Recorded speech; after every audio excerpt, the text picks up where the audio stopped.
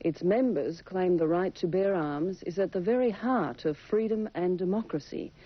Either way, the National Rifle Association is one of the most feared and powerful lobby groups in America. Now, one of its top shots, the recently elected President Robert Corbin, is in Australia to advise the Sporting Shooters Association on lobbying techniques. But according to Dr. Simon Chapman of the Coalition Against Guns, it's advice we can do without. Robert Corbin and Simon Chapman join us now. Gentlemen, thank you both for your time this evening. You're welcome. Mr. Corbin, your opponents see you as gun-toting rednecks. Do you have any people who fit that description amongst your members? No, you know who some of our board of directors are? Susan Howard, who played in Dallas, she's on our board of directors. President Bush is a life member of the National Rifle Association. President Reagan was a life member of the National Rifle Association. So all upright, upstanding citizens. Yeah, they're from all walks of life. Mm-hmm. Who do you hope to convince while you're in this country?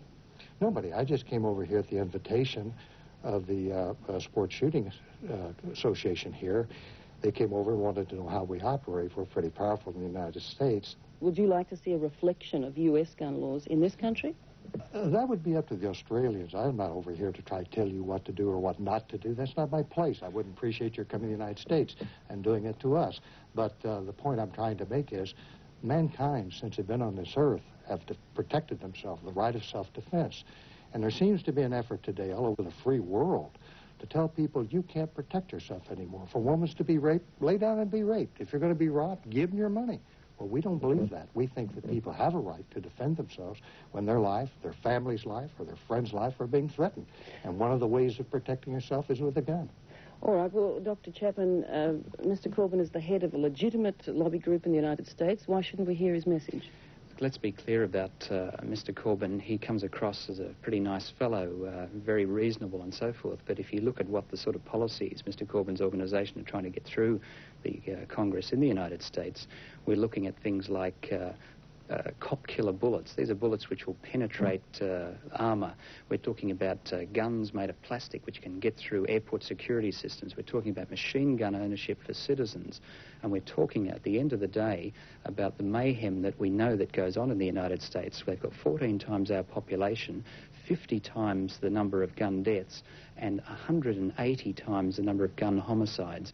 We really don't want that sort of situation. We don't want that sort of advice in Australia. Let's run through a checklist. Your organisation does support the sale of new machine guns in the United States. It's legal in the United States. Okay, and you support it?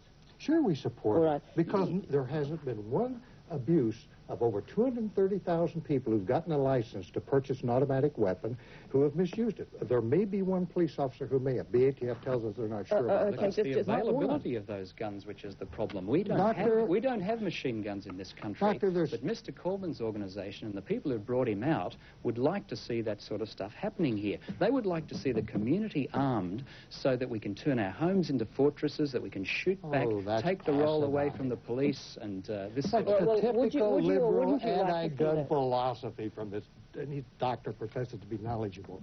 What about the Brady Bill? You were told that the Brady Bill required a background check. Can we just clarify that for one moment? You are not interested in seeing that happen in Australia. You're saying that you don't care what happens in Australia? It's up to Australia to decide what you do yourselves. I'm not over here to tell Australia what to do. I read in the paper. Mr. Corbin, we have 700 gun deaths a year in this country. That's 200 deaths more than the total number of deaths from AIDS. In your country, you have something like 30,000 deaths. We have a lot of them. Washington, D.C. has an absolute ban on handguns, yet they're the highest homicide in the world. Your laws are a joke. Sullivan Law, 1923. What about Virginia, the state next door to Washington? Well, what about Virginia? Tell me. It's got the loosest gun laws. You can walk straight in. And you know it's a federal felony to do that? It's a federal felony to go to New Jersey and bring a gun over to Washington, D.C. I've been in the States. You can drive from one border to another not knowing that you're even crossing it. Doctor, criminals are criminals. They don't obey any law. Mr. Corbin, you're here as a guest of the Sporting Shooters Association. Do you bring with you a checkbook to help them out? No, not at all. You are certainly a head-kicking lobby group in the United States. You bet we are. Do you want to teach your colleagues here in Australia to kick heads as well? What I'd like to teach them is how we go about doing things in the legislative area. We're well respected over there. You know, if we were such a bad organization, why would the President of the United States, the past two presidents, be life members of our organization? The important word there is past, yesterday's men. I mean, in a world which is characterized by disarmament and peace movement and so forth, the main horses you can back are two people who are on the way out. Well, not on the way out, they've well, gone that's out. what you say, Doctor. Again, you don't know about American politics. Mr. Corbin, let me ask you what may sound like a naive question, but what is the attraction of a gun to an individual shooter? Well, we have sporting NRA supports the Olympics. So there is the sporting interest. There's a sporting. What other attraction? A lot of people like to go out and target practice. We like to hunt with them. And as the doctor says, with our criminal justice system in the United States, that's the cause of everything. The criminal, nobody wants to face it. You've got to deal with a criminal. The law-abiding gun owner, you don't have to worry about it. It's a criminal. Self-protection. Self-protection is another main thing.